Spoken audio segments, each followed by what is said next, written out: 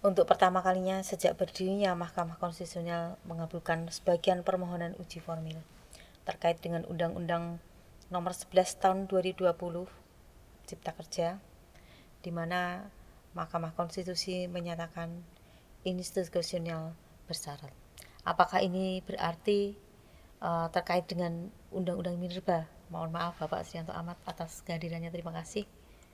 Terima kasih Bu Sri. Langsung saja ini Pak. Sebetulnya Ceritanya. bukannya dengan undang-undang Minerba ya, artinya Iya. tidak hanya Minerba, maksudnya undang-undang Cipta Kerja atau Omnibus Law itu ya semua menyasar semua undang-undang memang harus direvisi disesuaikan dengan undang-undang Cipta Kerja.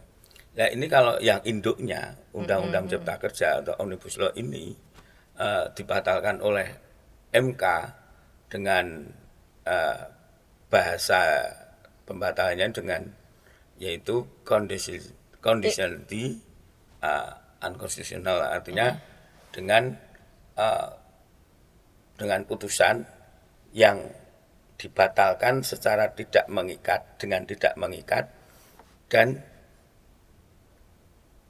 cacat formil atau inkonstitusional. Iya, iya, iya. Tapi dengan kondisi, dengan bersyarat, yaitu sampai berlakunya undang-undang itu Diberikan 2 2 tahun. tahun ya, kemudian untuk Bersyaratnya itu merevisi. dua Iya. tahun. Apabila 2 tahun dari pihak pembentuk undang-undang tidak bisa membuat undang-undang yang baru, berarti menjadi gugur secara permanen. Nah ini kalau hubungannya dengan Minerba ya memang ada nilai dampak dan pengaruhnya. Tapi yang paling pokok itu bukan Cipta Kerja ya, karena pemohonnya rata-rata kemarin organisasi buruh dan juga mahasiswa yang memang dirugikan.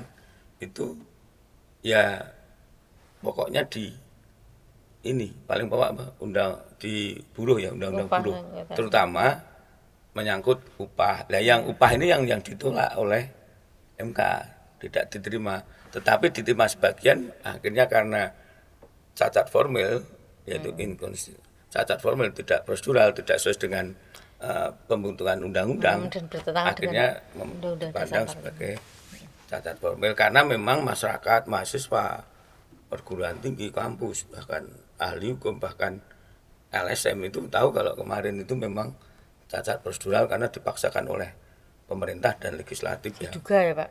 Ya diduga lah artinya, tapi kenyataannya MK juga akhirnya membatalkan, Iya. berarti tidak diduga ya.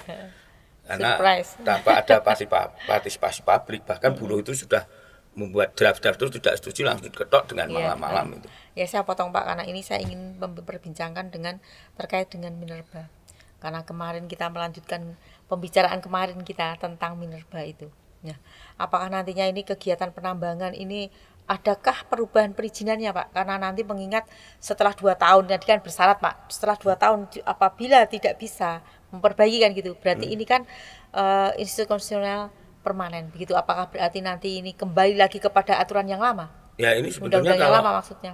kalau yang persoalan Minerba ini nggak ada nilai pengaruhnya, kan undang-undang Minerba itu kan sudah di apa diperbarui dengan undang-undang nomor apa nomor eh, 3 tahun 2020 yang 20. sebelumnya undang-undang nomor 4 tahun 2009. Berarti tidak ada Berarti pengaruhnya, sudah, tetap tetap seperti apa yang sepanjang itu tidak dibatalkan ya berlaku. Bahkan berlaku. selama 2 tahun itu sebenarnya keputusan MK ini saya sayangkan, seharusnya dibatalkan secara permanen karena karena ini kan tidak dalam kondisi vakum loh, tidak ada kekosongan hukum, seharusnya diputus secara permanen karena ada undang-undang Ada yang undang sebelumnya ada Minerba bangun sudah dulu, ada undang perburuan, ada undang-undang yang lain, kecuali ada kekosongan hukum karena hakim MK ini bisa atau multilateral, artinya tidak seperti yang di apa di kalau di apa Mahkamah Agung kan dari pengadilan tingkat pertama, banding, kasasi, PK. Tapi kalau Mahkamah Konstitusi ini seperti dewa, artinya semua putusannya itu final, mengikat. Sudah penyelesaian non banding, mengikat sekalian. Berarti sudah tidak bisa dibanding lagi, diotak-atik lagi. Bahkan sekarang Komunikasi. dieksaminasi pun juga tidak bisa. Itu sudah Iya. kuat, maka hakim konstitusi ini harus mempunyai integritas tinggi, Pak. Dan putusannya ini sebetulnya juga memang menyeimbangkan ya. Karena biar nanti kalau ini diputuskan cacat formil karena dipandang masyarakat tahu, ahli hukum tahu, biar nanti diperbarui oleh pembuat undang-undang itu biar jurdil. Nah, maka saya mohon LSM, buruh, siapapun mengawasi dan juga dilibatkan. Kalau enggak dilibatkan ya melibatkan diri untuk biar undang-undang itu biar tidak cacat formil gitu. Tapi kalau nanti terlalu banyak yang di dalamnya itu harusnya tetap selektif, Pak. Ya, Karena sebetulnya undang-undang Cipta Kerja itu sebenarnya tidak ada di dalam undang pembentukan seperti itu. Seperti seharusnya undang-undang Cipta Kerja itu seperti baru, tapi sebetulnya tidak baru, seperti revisi. Jadi tidak ada. Tapi karena segala sesuatu sekarang kan tergantung penguasa lah. Artinya mau apa, dewan mau menyetujui, eksekutifnya sudah. Walaupun sebenarnya ada MK sendiri mengambil jalan tengah. Buktinya juga tetap memberlakukan sampai 2 tahun sebenarnya putus secara permanen agar nanti pembentukannya itu semua melibatkan potensi masyarakat, semua stakeholder gitu. Nah, kembali ke hubungannya dengan Minerba itu, karena kita ada di kemarin juga pembicaraan dengan hubungannya dengan Undang-Undang Minerba, yang hubungannya dengan penambangan, karena kita di Magelang hubungannya dengan Merapi, ya ini memang ada nilai dampak sedikit. Itu pengusaha kan ragu apakah dia langsung ingin berizin memproses izinnya atau dia akan menunggu selama 2 tahun. 2 tahun. Tapi kalau saya dalam masa transisi ini saya pandang pengusaha kalau benar ya cepat-cepat mengajukan izin kalau memang dia memang berusaha ingin menjadi pengusaha yang baik sesuai dengan aturan perundang-undangan gitu. Ya ini memang menjadi pertanyaan ya, polemik bagi masyarakat awam tentang perizinan itu sendiri. Jadi mau melangkah itu ragu-ragukan begitu, Pak. Nah ini mungkin dengan penjelasan Bapak ini nanti akan semakin menguatkan dan memotivasi diri untuk segera berkemas-kemas ini untuk mengurus segala perizinannya agar segala sesuatu bentuk nanti usaha terutama di dalam minerba dan penambangan di wilayah Merapi ini akan teratur dan tertata rapi. Yeah. Diharapkan begitu, dan bagi masyarakat kami mohon mari kita dukung usaha pemerintah ini dalam rangka untuk merencanakan undang-undangan, membuat undang-undangan supaya nanti ini pembangunan bisa berjalan dengan lancar. Ya, ini saya catatan ya bagi kami sebagai lembaga perlindungan konsumen ini, karena masyarakat kan sebagai konsumen akan undang-undang, akan lingkungan, akan jasa buruh, tentang pekerjaan, pelayanan yang baik.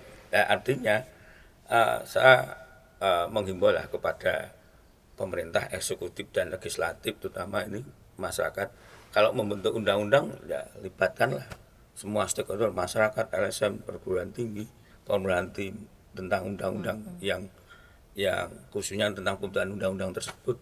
Kalau sekarang banyak dengan Minerba, nanti izin tentang penambangan, ya semua dilibatkan. Sesuai dengan ketentuan undang-undang Minerba itu, undang-undang lingkungan melibatkan yaitu masyarakat yang kena dampak. Nah ini kan terjadi betul-betul pembangunan yang humanis.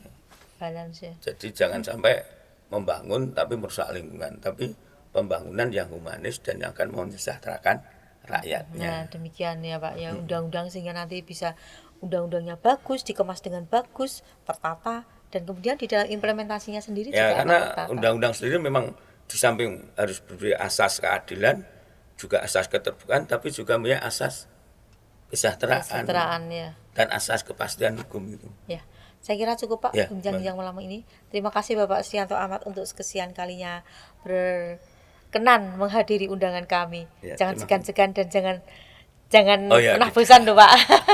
Pejuang. Ya, terima kasih pemirsa dimanapun Anda berada yang telah menonton, menyaksikan perbincangan kita malam ini membahas tentang Undang-Undang Cipta Karya. Selamat malam, terima kasih. Terima kasih Pak Srianto. Terima kasih.